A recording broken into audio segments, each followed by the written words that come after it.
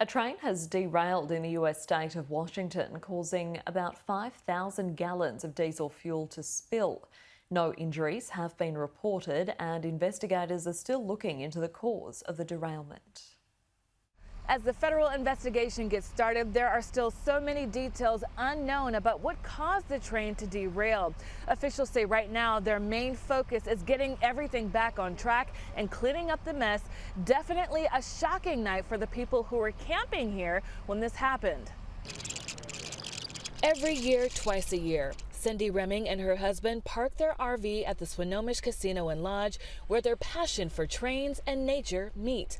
But on this trip, a startling twist is shaking up their tradition.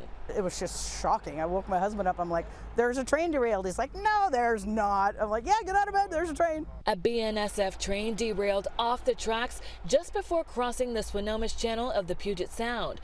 It was heading east to Burlington when two engines tipped over just after midnight. There were 6 cars that were with the train at the time. All were empty. About 2,500 gallons of diesel fuel from one of the engines spilled onto the ground. The BNSF incident commander says the cause of the derailment is under heavy investigation. This includes interviewing the 2 people who were on board, the conductor and engineer. There's a formal process that they go through to understand that in the interviews and whatnot with that. And that's both federally regulated as well as company protocols. The EPA says fortunately the spill does not pose a threat to fish or wildlife, as none of the fuel funneled into the water.